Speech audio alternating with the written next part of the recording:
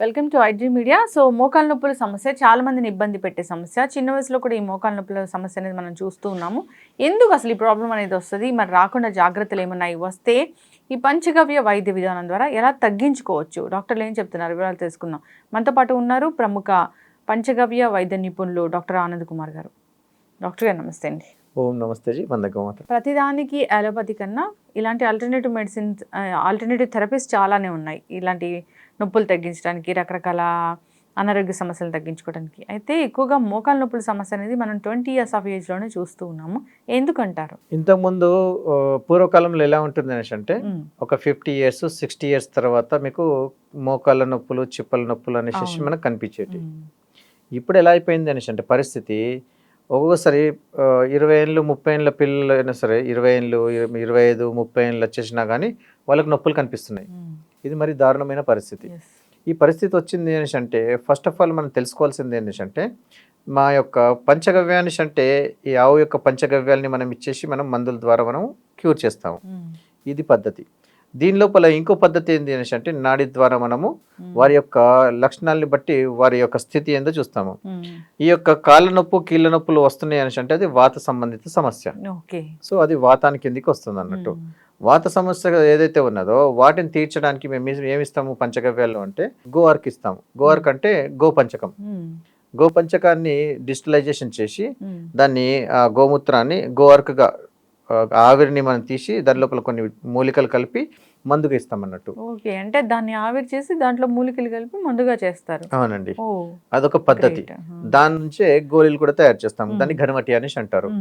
అయితే ఇలా మోకాల నొప్పులు వచ్చిన వారికి ఫస్ట్ గా మనం ఒక చిన్న రెమెడీ చెప్పేస్తాను, అది చూసుకుందాం. దీని లోపల పారిజాతకం ఉంటుంది. పారిజాతకం ఏం చేస్తుంది అనేసి అంటే 18 నుంచి 20 సంవత్సరాలు నొప్పులున్నా కానీ ఆ నొప్పుల్ని క్యూర్ చేస్తుంది. అలాంటి వాళ్ళు చేయాల్సిందల్లా ఏంటిదంటే ఒక 3 ఆకులు దంచి ఒక గ్లాస్ నీళ్ళల్లో బాగా మరిగించండి. దాన్ని హాఫ్ అయ్యేదాకా మళ్ళీ గోరువెచ్చగా అలా 3 పూటలు తాగండి. అది భోజనానికి గంట ముందు. అలా మీరు తాగడం మొదలు చేశారనుకోండి, ఎలాంటి నొప్పులైనా సరే మీకు రిడక్షన్ అయిపోతాయి. ఇది ఒక రెమెడీ. పుష్పాలు మనకి అద్భుతమైన పుష్పాలు అంటే రాత్రిపూట పూస్తాయి, పొద్దున రాలిపోతాయి. సో అది అయితే ఎంత పాత చెట్టు ఉంటే అంత అద్భుతంగా పనిచేస్తుంది. ఓకే, తర్వాత వచ్చేసి ఎవరైతే దేశవాళీ ఆవులు ఉన్నాయో పొద్దున లేచి 1/2 కప్పు గోమూత్రం తీసుకోవాలి. మరి ఎలా తీసుకోవాలి అని అంటే బట్ట ఒక 8 వరుసల్లో ఫోల్డ్ చేసి దాన్ని వడగట్టి 1/2 కప్ తీసుకోవాలి. ఎర్లీ మార్నింగ్ ఏమి తీసేసుకుంటే ఈ యొక్క మోకాల నొప్పులు అన్నిటి వెళ్ళిపోతుంది. దేశవాళీ ఆవు ఉండాలి, జెర్సీ ఉండకూడదు. ఓకేనా? తర్వాత వచ్చేసి ఇక మోకాల నొప్పి అసలు రావడానికి ఇప్పుడు కారణం ఏంటిది అనేసి అంటే కాలు కింద మీద అయిపోవడం. కాలు కింద మీద ఏంటండి ఇలా అయిపోతుంది అనేసి మీరు ఎట్లయినా అడుగుతారు. ఇది అయితే ఈ విషయం ఏంటంటే ఏదైనా పని చేసినప్పుడు బరువులు లేపుతా ఉంటాం మనం తెలియకుండా. లేపినప్పుడు ఏమవుతుందంటే ఈ యొక్క నాభిస్థానం అనేది జరిగిపోతుంది. దాన్ని కుట్టు జరిగిపోవడం అంటారు. ఆ నాభిస్థానం జరిగిపోయినప్పుడు ఎంత 3 mm 4 mm 5 mm ఉంటుంది, ఇంతే జరుగుతుంది. కానీ ఆ కొలత శరీరానికి చాలా ఎక్కువ. అది మనము చేతుల్లో కూడా ఇలా రేఖలు చూసుకొని చెక్ చేసుకోవచ్చు. అంటే ఇలా తెలుస్తుందా?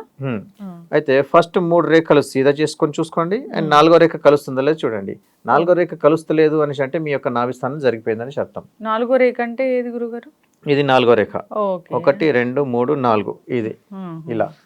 అయితే దీన్ని ఏం చేస్తాము, స్ట్రేట్ గా కూర్చొని ఛాతీకి పెట్టుకొని చూసుకొని బొడ్డు దాకా తీసుకెళ్తాము.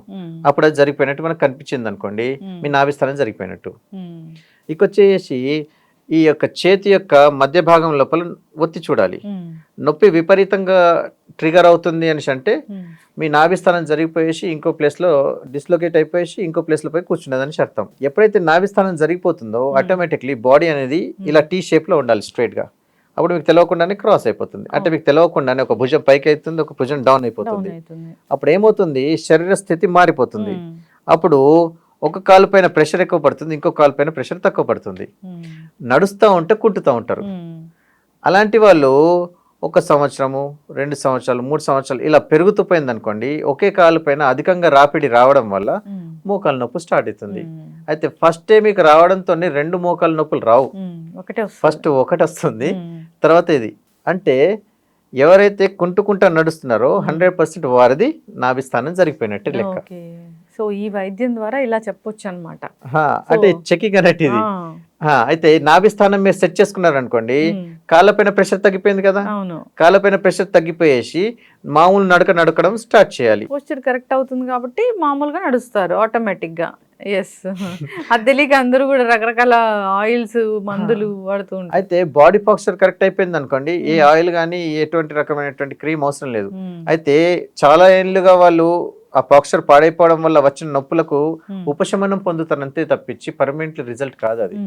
చాలా మంది అలా అడ్వర్టైజ్ లోపల పెట్టేసి అలా ఆయిల్ పెట్టంగానే మొత్తం తగ్గిపోయేసి నేను బాగా అయిపోయాను అనేసి అడ్వర్టైజ్లు ఇస్తూ ఉంటారు. అదంతా ఫేక్. ఎప్పుడైతే బాడీ బ్యాలెన్స్ అయిపోతుందో వాళ్ళని నేను తిట్టదలుచుకోలేను. నొప్పి తగ్గిస్తుంది, ఉపశమనం వస్తుంది, కానీ పర్మనెంట్ రిజల్ట్ కాదు.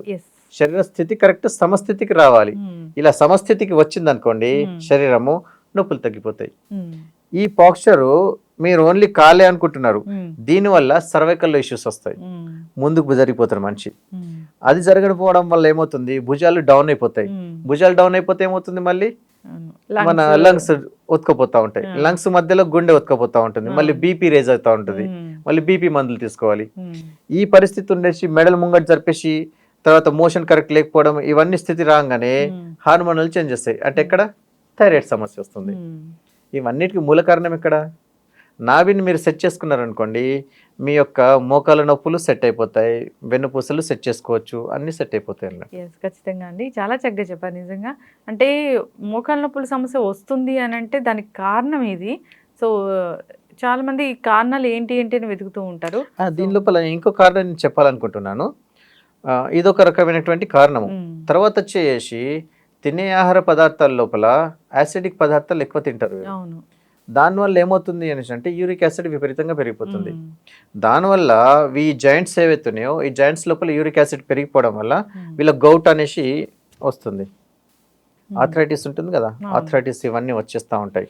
అందుకోసం మనం తినే ఆహార పదార్థాలు కూడా మనం బ్యాలెన్స్డ్ ఫుడ్ తీసుకోవాలి.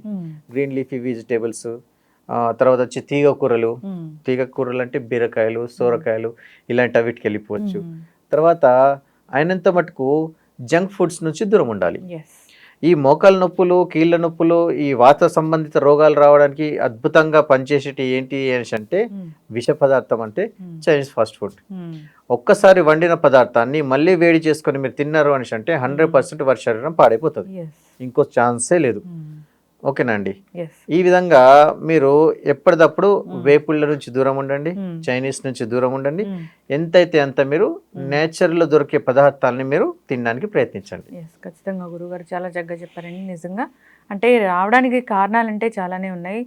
డిపెండ్స్ ఆన్ మన శరీర తత్వం కావచ్చు, అంతేకాదు పోస్చర్ కావచ్చు, నాభి జరగడం దానికి మెయిన్ రీజన్ అని చెప్పారు. అంతేకాదు మనం తీసుకునే ఫుడ్స్ కావచ్చు. సో వచ్చింది అంటే ఒకసారి కాంటాక్ట్ చేసి అసలు ఎలా ఉంటుంది ఏంటి కరెక్షన్ అనేది తెలుసుకోవచ్చు. చాలా చక్కటి ఇన్ఫర్మేషన్ అండి.